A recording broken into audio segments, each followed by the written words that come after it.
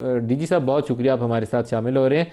Sir, ये जो rain spell चल रहा है, थोड़ा तो इसकी इंटेंसिटी के हवाले से बताइए कि इसकी शिद्दत कब तक बरकरार रहेगी और क्या ये बहुत अनयूजुअल है या रूटीन है? हाँ, देखिए, मानसून की फोरकास्ट तो हमने ज्यादा बारिशों की दी हुई है। अगर आज तक देखा जाए ना, आज 22 जुलाई तक, तो हमारे पास अभी तक 70% ऑल ओवर द पाकिस्तान जो है ना, वो ज्यादा बारिशें रिकॉर्ड की गई हैं। यानी नॉर्मल से जितना भी है हमारा ये ड्यूरेशन है। अच्छा, ये जो मानसून के स्पेल आ रहे हैं, ये वैसे तो नॉर्मली मानसून में आते रहते हैं स्पेल। ये चौथा स्पेल था और इस दफा जो है मानसून आपकी जो है वो एक स्पेल जून में भी आया, अर्ली स्पेल जो था। तो अब इसमें जो शिद्दत है वो तकरीबन कुछ एरियाज में नॉर्मल थी, कुछ में अबनॉर्मल भी थी। खैर 200 मिलीमीटर बारिश हो जाना वो नॉर्मल भी है। पहले इस्लामाबाद में 611 मिलीमीटर भी बारिश 2001 में जुलाई में हुई है। तो वह ये इस तरह का मानसून चलता रहता है। लेकिन इसका जो ड्यूरेशन था ना, जैसे वो हमारे कई लोग बना लेते हैं कि जी क्लाउड बस्ट है। क्लाउड बस्ट जो होता है ना, वो बड़े शॉर्ट पीरियड का होता है और उसमें बारिश जो होती है ना, वो 100 मिलीमीटर से कम ज्यादा हो। यानी घंटा है तो 100 मिलीमीटर। अब ये स्पेल जो थे, चाहे वो चकवाल वाला हो, चाहे ये कल का स्पेल हो, ये कल वाले स्पेल में 200 मिलीमीटर इस्लामाबाद में बारिश हुई है। यानी लगातार लगी रही है और इस तरह। और जो चकवाल में था वो भी तकरीबन आप कह लें कि 36 घंटों पे 245 मिलीमीटर 42 मिलीमीटर बारिश थी चकवाल में। सही। तो इस तरह के स्पेल आते रहते हैं। लेकिन अब हमने क्या करना शुरू कर दिया है कि जिस दिन ज्यादा बारिश हो जाती है वो लोग बस उसको जी क्लाउड बस्ट बना के तो वो ज्यादा शुरू कर देते हैं। तो ये जो क्लाउड तबाही बस्ट इतनी का ज़्यादा हो रही, मैं समझ गया हूँ आपकी बात कि इसको क्लाउड बर्स्ट नहीं कहना चाहिए, ये पहले भी स्पेल आते रहे, आपकी बात समझ गए हम, लेकिन ये तबाही बहुत हो रही है इन बारिशों से, उसकी तो क्या भाई, वजह? तो वो देखे ना, मेरे से पहले बात कर रहे थे कि जी आपका इंफ्रास्ट्रक्चर जो है ना वो काफी इंक्रोच हो चुका है। सही। आपके वाटर वो कोर्सेज जो है ना, उनमें लोगों ने वो बना लिए होते हैं कोई ना कोई ऐसी कंस्ट्रक्शन करके जी। वो देखें, आपका जो पहले नॉर्मल वे पानी का होता है उसको वो आप एक वो गुजर रहा होता है। लेकिन जब आप उसको इंक्रोच कर लेते हैं, उसको टर्निंग दे देंगे तो पानी और ज्यादा खतरनाक हो जाता बिल्कुल है। सही कह रहे फिर तंग कर देंगे तो सीधी सी बात है, जैसे लोग आजकल घरों में या गलियों में भी अपना सेटअप बना लेते हैं। तो ये चीजें जो है ना, ये थोड़ी सी नदीम मलिक साहब मेरा हैं। ख्याल आप है। सही कह रहे दूसरी हैं। आप अच्छा डीजी दूसरी साहब, लेकिन नदीम ये मलिक जो साहब स्पेल चल रहा है इसमें शिद्दत अभी जी, कब तक बरकरार रहेगी? क्योंकि बारिशें अभी अच्छी खासी हो रही हैं, ये कब तक शिद्दत बरकरार रहेगी ये इस वाले स्पेल ये में? ये इस स्पेल की जो दुरानिया हमने बताया हुआ है वो 21 से 25 तक है। 3 दिन अभी और है। और इसका जो सबसे ज्यादा इम्पैक्ट होगा ना, वो हमारे कैचमेंट एरिया जो कश्मीर के हैं, दरियाओं के, उन पे ज्यादा है। और उन पे बारिश अगर होगी भी तो अभी इस सूरत हाल में तो सैलाब सिवाय जनाब के कहीं भी नहीं आ सकता, क्योंकि मंगला पे अभी रिजर्वायर में काफी कैपेसिटी है, 50% भरा हुआ है। जनाब में खतरा है बाकी सैलाब अगर का? हाँ जी, जनाब में सैलाब का खतरा है? हाँ, चनाब में फिलहाल खतरा है। चनाब में दो चीजें इम्पैक्ट करती हैं। एक तो कैचमेंट एरिया में बारिश डायरेक्ट आपकी आती है, और दूसरा वो जब पानी, इंडिया के रिजर्वायर्स हैं वो छोटे हैं, इस कैपेसिटी के नहीं है कि जी वो पानी सहार सकें, तो वो फिर पानी रिलीज कर देते हैं। तो ये चीज जो है ना, वो फिर हमारे दरिया चनाब पे थोड़ी सी वो मेरे लिए वो एक हो लास्ट जाता क्वेश्चन है। आपसे पूछ लूँ, ये जो 21 से 25 वाला पीरियड गुजरेगा तो उसके बाद अगस्त की क्या फोरकास्ट है? क्या अगस्त भी अनयूजुअल रेन का महीना है? बिल्कुल अनयूजुअल है, अनयूजुअल है। अनयूजुअल है, बिल्कुल इसी तरह ही है। जो भी ये अभी बारिशें जो है ना वो यानी आप कह लें कि नॉर्मल से हमने कुछ 40% ज्यादा बारिशों की फोरकास्ट है 3 महीने की।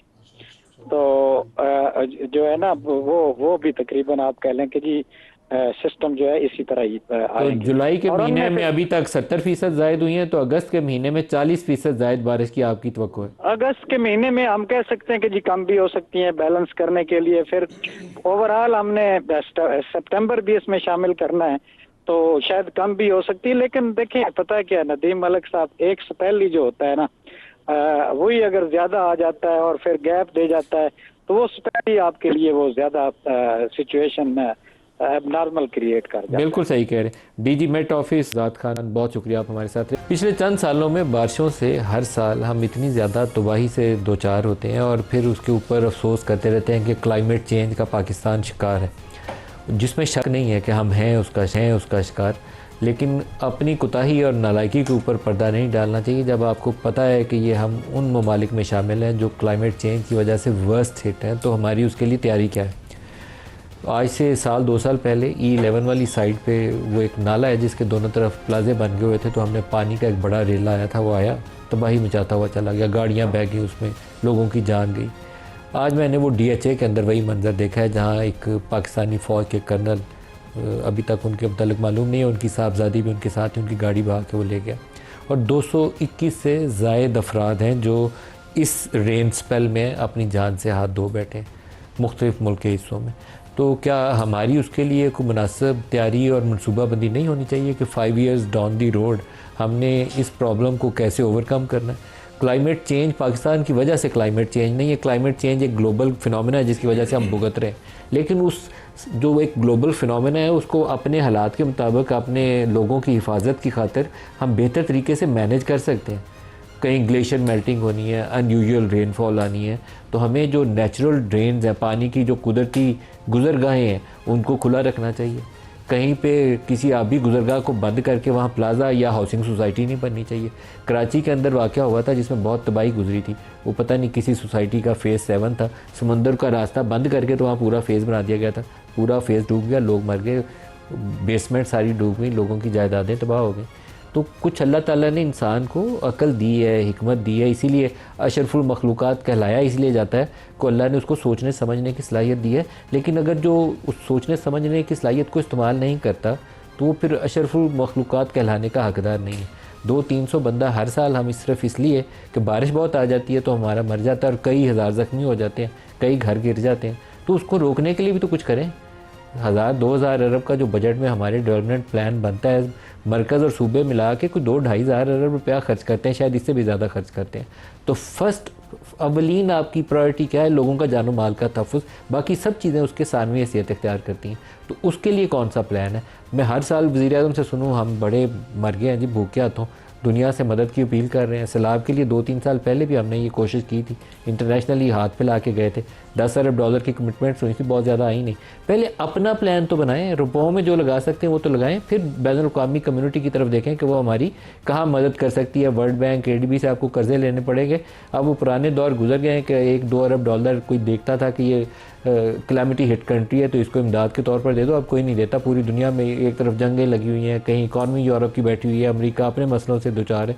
तो अपना होम ग्रोन प्लान मनसूबा बनाना पड़ेगा और अवलीन तरजीह यही होनी चाहिए कि लोगों को बचाना है, इनका तहफ़्फ़ुज़ यकीनी बनाना है। ये आबी गुज़रगाहें जो हैं उनके कब्ज़े करके किसी माफिया को इजाज़त नहीं देनी कि वहाँ प्लाज़ा या कुछ और कर ले। इसी तरीके से सोसाइटीज़ बनानी है तो वहाँ पे भी इस चीज़ को मद्देनज़र रखना है कि ग्रीन एरिया की प्रोटेक्शन करनी है। ग्रे एरिया और ग्रीन एरिया की तमीज़ पूरी दुनिया में होती है, सिर्फ हमने पाकिस्तान में मुका दी है।